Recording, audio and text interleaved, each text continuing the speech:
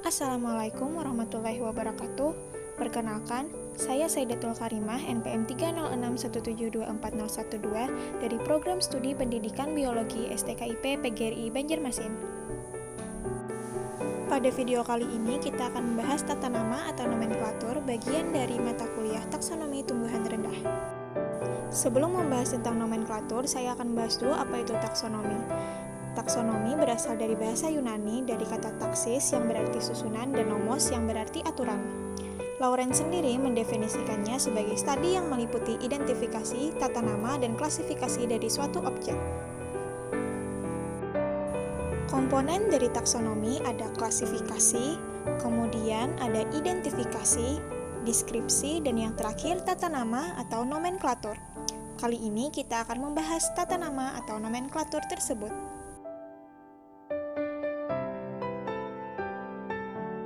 Nomenklatur berasal dari bahasa Latin yaitu nomen berarti penamaan dan kalare yang berarti sebuah penyebutan. Nomenklatur adalah tata nama atau penamaan yang dipakai dalam bidang atau ilmu tertentu. Untuk sejarah dari nomenklatur itu sendiri sangat berkaitan dengan perkembangan klasifikasi, yaitu mulai dari Aristoteles hingga lahir klasifikasi-klasifikasi dari ahli lainnya. Hal ini berkaitan dengan meningkatnya jumlah spesies yang ditemukan sesuai dengan perkembangan klasifikasi tersebut. Untuk menyatukan penamaan organisme yang beragam tadi dan untuk berkomunikasi lebih tepat, para sarjana pada abad pertengahan menerjemahkan nama umum dari organisme ke dalam bahasa Latin. Kemudian terdapat beberapa masalah di mana ada penamaan yang terlalu panjang sehingga nampak kacau dan terlalu rumit, membuat Carlos Linnaeus berinisiatif untuk membuat tata nama baru yang lebih simpel dengan menggunakan dua kata yang disebut dengan binomial nomenklatur. Jadi, binomial nomenklatur merupakan aturan penamaan baku bagi semua organisme atau makhluk hidup yang terdiri dari dua kata dari sistem taksonomi atau biologi dengan mengambil nama genus dan nama spesies. Karena jasanya ini, Carlos Linnaeus dijuluki sebagai bapak taksonomi modern, dan aturan binomial nomenklatur ini sudah menjadi kesepakatan dalam dunia internasional. Kemudian, apa sih tujuan atau manfaat dari binomial nomenklatur? Nah, tujuannya adalah untuk mengatasi permasalahan keanekaragaman sebutan dalam berbagai bahasa, serta manfaatnya adalah untuk menghilangkan kerancuan dan perbedaan penyebutan nama tersebut. Kemudian, alasan pemberian nama spesies dengan bahasa Latin yaitu: yang pertama, bahasa Latin lebih mudah dimengerti oleh para ahli ilmu pengetahuan. Kemudian, setiap spesies dapat diidentifikasi secara jelas hanya dengan dua kata. Ketiga, memiliki makna yang luas dengan kata yang singkat. Yang keempat, nama yang sama dapat digunakan di seluruh dunia dalam semua bahasa dan menghindari kesulitan terjemahan. Dan yang terakhir, merupakan bahasa yang ideal untuk digunakan dalam mengidentifikasi suatu karakter makhluk hidup.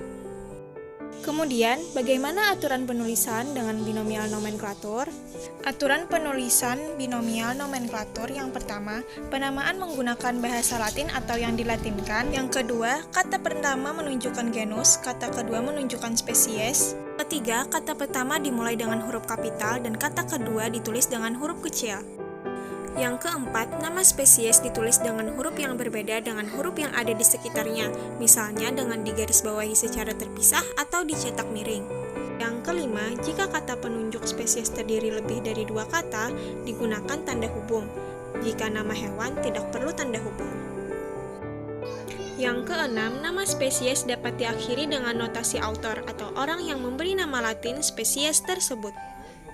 Yang ketujuh, nama penemu untuk mengenang seseorang boleh dicantumkan pada kata kedua dengan menambah huruf I di belakangnya. Yang kedelapan, singkatan SP atau SPEC digunakan jika nama spesies tidak perlu atau tidak dapat dijelaskan lagi. Yang kesembilan, jika terdapat singkatan SSP atau SUBSP artinya menunjukkan subspesies yang belum diidentifikasi. Yang ke-10, singkatan CF digunakan untuk identifikasi nama yang belum pasti. Berikutnya adalah cara penulisan tata nama ilmiah untuk genus, baik tumbuhan maupun hewan ditulis dengan satu kata tunggal yang diambil dari karakteristik organisme tersebut yang ditulis dengan huruf pertama huruf kapital. Selanjutnya, aturan penulisan nama ilmiah dari famili diambil dari nama genus yang ditambah akhiran Aceae untuk tumbuhan dan Idae untuk hewan. Aturan penulisan nama ordo untuk tumbuhan ditambahkan akhiran ales, sedangkan untuk hewan tidak memiliki akhiran. Aturan penulisan divisio atau pilum, nama pilum tidak memiliki akhiran yang khas, sedangkan nama divisio umumnya memiliki akhiran khas antara lain pito dan mikota. Yang terakhir, aturan penulisan nama kelas. Pada tumbuhan, kelas dapat ditulis dengan mengambil nama genus yang ditambah akhiran nae.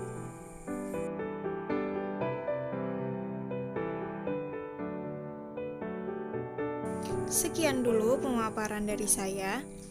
Mohon maaf apabila ada kesalahan baik dari segi penyampaian maupun isi materi. Terima kasih sudah menonton, semoga bermanfaat. Wassalamualaikum warahmatullahi wabarakatuh.